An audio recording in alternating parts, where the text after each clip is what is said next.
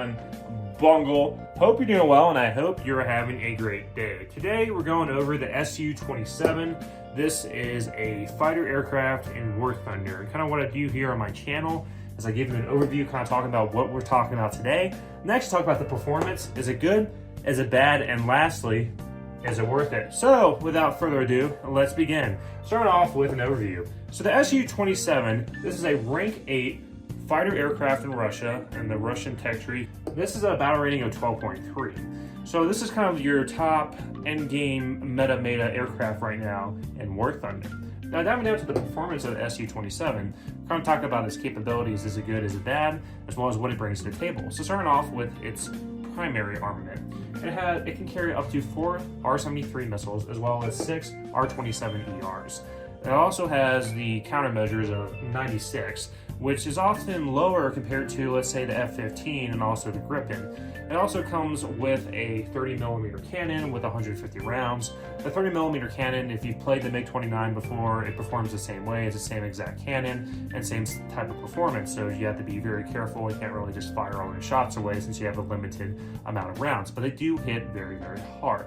Now, when we talk about kind of the main highlight of this aircraft, of this Su-27, is mainly its weaponry.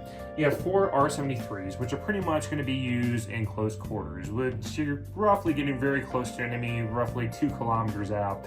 You do want to go and fire this missile. Now, this is obviously, it isn't radar lock required or anything like that, and you do have a heads-up mounted display. You can pretty much fire this weapon off bore sight on any target that you're aiming for. The R-73 can lock on to any aircraft, it's all aspect, on the front or on the rear. Preferably, it's better if you get a side shot on the aircraft you're engaging or get behind them, because there is a thing called IRCCM, which as a result of the countermeasures taking so long to get into the air, the closer you are to the aircraft, the more likely the R-73 is going to hit. Now, another highlight is the 6 R-27ERs.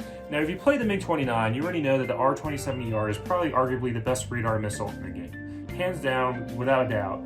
As long as you're able to maintain a lock in the aircraft, even if you break a lock, you can still reacquire the lock and the missile will still go after that target. There's even instances that I've had where I was trying to lock another aircraft and it turned out that I lost the lock, but I relocked another aircraft close to it and the R-27ER would hit this target.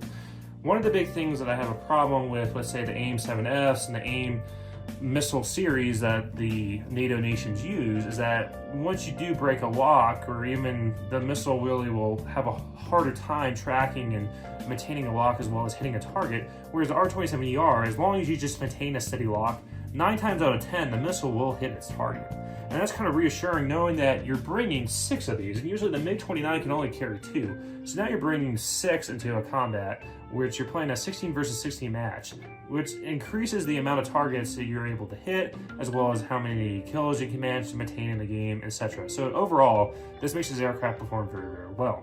Now, when we talk about the flight performance of the Su-27, the Su-27 isn't going to be playing like a Gripen, and it's not going to be playing like an F-15 or F-16. Even against a Mirage. It will lose in a turn fight, dogfight situation. You want to maintain your speed. You don't want to get into dogfight situations where you're bleeding energy and slowing down. You want to use your radar missiles as much as possible to go and take out as many enemies as you can from farther away. And then when we get into close quarter engagements, you can use your R-73s to pick off foes within that 2-kilometer kill radius. Now dive down to, is it worth it? In my opinion, I played the F-15, and comparing the F-15 against the Su-27, there's a big difference. The F-15 is a good multi-role aircraft, and it is kind of limited based on its missile capabilities. I think the AIM-7M, AIM-7F series missiles are just kind of garbage, and the radar locks and everything like that, like it just tends to perform like a fart compared to the R-27ER. Whereas I know I can hit a target at least with the R-27ER. The AIM-7F, it's like AIM-7M, AIM-7F, same thing. It's like depends if it's going to hit or not.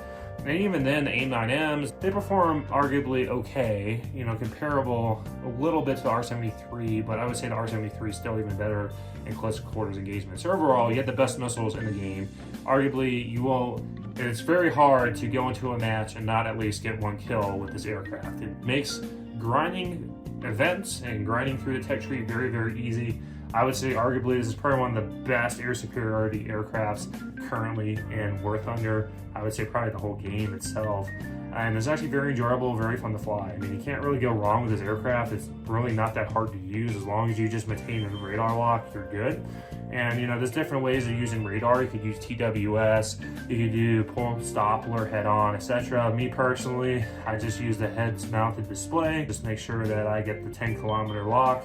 As long as I get that, you will perform well. When you start doing the whole beyond visual range combat with missiles, etc., you do run the risk of losing lock and being out of range, and sometimes just the juice isn't worth it. Other than that, this concludes the review. If you're a new viewer, possibly new subscriber, I hope today is the day that I earn your subscription. Have yourself and smash that like button. It does help me with the YouTube algorithm. Return sub, returning viewer, and let me know your thoughts. Other than that, I hope you all have a great day. Thanks for stopping by. Take care.